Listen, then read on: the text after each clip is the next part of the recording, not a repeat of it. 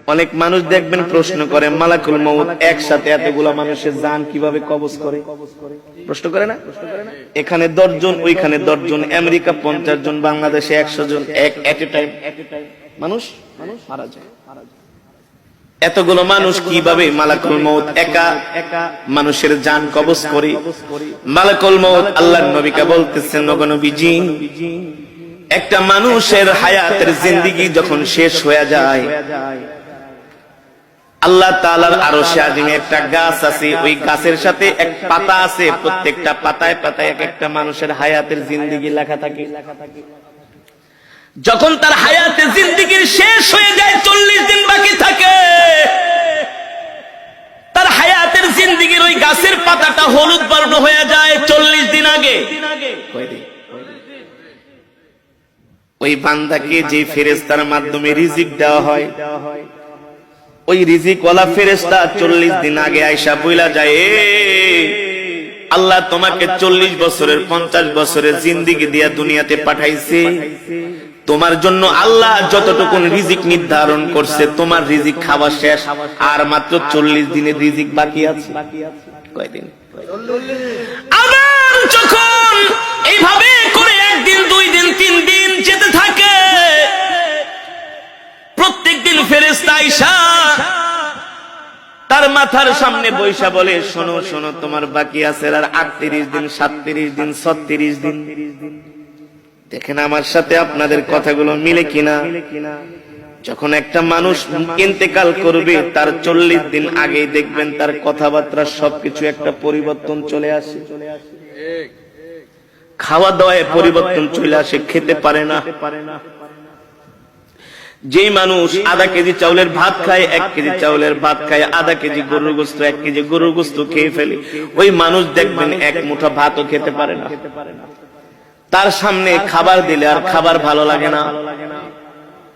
যেই মানুষ 1-2 গ্লাস দুধ খেয়ে ফেলতো, সেই মানুষকে চামিচ দিয়ে দুধ খাওয়ানো হয়। যেই মানুষ 1-2 হালি কমলা খেয়ে ফেলতো, তাকে একটা কমলার খোসা মুখে নিয়ে একটু রস খাওয়ানো হয়। কারণ কি রে ভাই? কারণ কি? আল্লাহর নবী বলেন, আল্লাহ তাআলা তার জন্য যতটুকু রিজিক নির্ধারণ করেছিলেন, তার রিজিক শেষ, বাজেটে আর তার রিজিক নাই। আর মালাকুল মউত আয়েশা বলে, শোন, তোর বাকি আছে আর মাত্র 3 দিন। 40 দিনের থেকে কয়দিন? দেখবেন একটা মানুষ মৃত্যুর 3 দিন আগে তার কথাবার্তা আরো চেঞ্জ হয়ে যায়। আত্মীয় স্বজনকে দেখলেই তাকায় থাকে, এক পলকে তাকায় থাকি, দোকানের দিকে যে তাকায় থাকি, বাড়ির দিকে যায় তাকায় থাকে, সম্পদের দিকে যায় তাকায় থাকে। কারণ আস্তে আস্তে পৃথিবী তাকে ছেড়ে দিতেছে। আল্লাহ আল্লাহ, মালাকুল মউত আয়েশা বলে, তুই এখনো কি তওবা করস নাই? তোর মাত্র আর 3 দিন বাকি আছে। এই 3 দিনের বেশি আর দুনিয়াতে থাকতে পারবি না। তুই তোর গুনার জন্য আল্লাহর কাছে ক্ষমা চা। তখনই দেখবেন ওই মৃত ব্যক্তি যে ইন্তেকাল করবে, 3 দিন আগে তার সন্তানদেরকে ডাকে, কথার মধ্যে একটা পরিবর্তন, আবেগী কথাবার্তা বলে, বাবা রে, আমি যদি চলে যাই, তোর মাকে দেখা রাখিস, তোর ছোট বোনটারে দেখা রাখিস। আমি যদি মারা যাই, আমার ছোট ছেলেটারে তোরা কষ্ট দিস না। বলে কি বলে না? আস্তে আস্তে করে একটা পরিবর্তন চলে আসে, তার একেবারে খাওয়া দাওয়া বন্ধ হয়ে যায়। শরীরের নার্ভ গুলো, শরীরের পার্টস গুলো আর আগের মতো কাজ করে না। কারণ সে মৃত্যুর জন্য তৈয়ার হচ্ছে। যখন তার হায়াতের জিন্দেগির পাতাটা একেবারে হলুদ বর্ণ হয়ে যায়, আর মালাকুল মউত আয়েশা তার সামনে হাজির হয়ে যায়। যদি নেককার হয়, স্ত্রীকে বলে, আমাকে কালেমা শরীফের তালকিন দাও। যে নেককার হবে, মুমিন হবে, আল্লাহর নবী বলেন নেককার মুমিন মৃত্যুর আগে সে জানতে পারে। এই কারণে সন্তানদেরকে বলে ওই জায়গায় আমাকে কবর দিবা, ওই জায়গাটার মধ্যে আমার জন্য কবর খুঁজা রাখবা। আর শোনো শোনো, আমার মৃত্যুর পরে বেশি দেরি করবা না, তাড়াতাড়ি আমাকে কবরে ঢুকাই দিবা। আমার মৃত্যুর পরে আমার জন্য কান্না করবা না, কান্না করবা না। যদি আমি সন্ধ্যায় মারা যাই, এশারের আগে আমাকে কবর দিয়া দিবা। এভাবে নসিহত করে, নসিহত ওসিয়ত করে। কারণ কি? কারণ কি? আল্লাহ নবী সরকারে দো আলম বলেন নেককার ব্যক্তির মৃত্যুর আগে সে সব জানতে পারে, সব দেখতে পায়। এ কারণে একজন জান্নাতি মানুষ সব সময় মৃত্যুর জন্য তৈয়ার থাকে, প্রস্তুত থাকে। ঠিক কিনা বলেন? কেমন তৈয়ার, কেমন প্রস্তুত? তার নখগুলো কাইটা রাখে, তার চুলগুলো কাইটা রাখে, তার লোমগুলো কাইটা রাখে, ওযু অবস্থায় থাকে। যে কোনো সময় মালাকুল মউত তাকে পাকড়াও করতে পারে। ঠিক কিনা বলেন?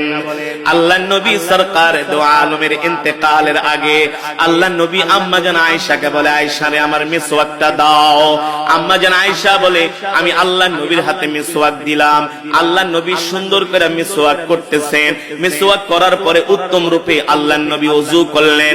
আমি জিজ্ঞেস করলাম, ও প্রাণের স্বামী আল্লাহর নবী, আপনি এত সুন্দর করে মিসওয়াক করতেছেন, ওযু করতেছেন, কারণ কি? আল্লাহর নবী বলে, এ আয়েশা, একটু পরে আমার জান কবজ করার জন্য মালাকুল মউত আমার বাড়িতে হাজির হবে।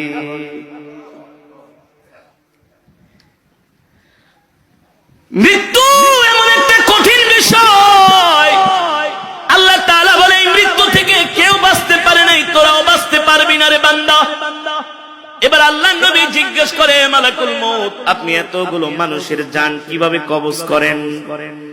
মালাকুল মউত বলে, গো আল্লাহর নবী, আপনার সামনে যদি একটা পেয়ালা থাকে, আর ওই পেয়ালার মধ্যে যদি হাজার হাজার পিঁপড়া থাকে, আপনি চাইলে একটা পিঁপড়াও মারতে পারবেন, চাইলে 100 পিঁপড়াও একসাথে মারতে পারবেন। পারবেন না?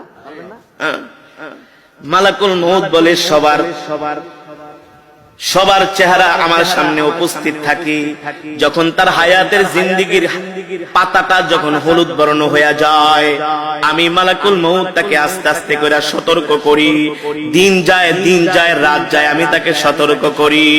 যখন তার একেবারে হায়াতের জিন্দেগীর পাতাটা আস্তে করে জমিন থেকে, আস্তে করে গাছ থেকে খসে জমিনের দিকে আসে, তখন আমি মালাকুল মউত তার জান কবজ করার জন্য তার বাড়িতে হাজির হই। হইতে পারে সেটা দুপুর বেলা, হতে পারে সেটা রাত 3টা 5 মিনিট। ঠিক কিনা বলেন? অনেক মানুষ দুপুরে মারা যায়, যায় না? দুপুর 2টা বাজে মারা যায়। আমরা মনে মনে বলি, আহ, লোকটা দুপুরের খাওয়ানো খাইতে পারলো না।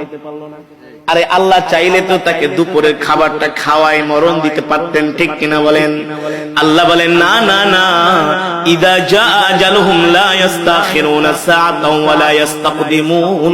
আমি আল্লাহ প্রত্যেকটা মানুষের হায়াতের জিন্দেগীর একটা সময় নির্ধারণ করছি। এ বান্দা, তোমার মৃত্যু 1 মিনিট আগেও হবে না, তোমার মৃত্যু 1 মিনিট পরেও হবে না। আমি আল্লাহ যখন নির্ধারণ করছি তখনই তোমার কেবল মৃত্যু হবে। ঠিক কিনা বলেন?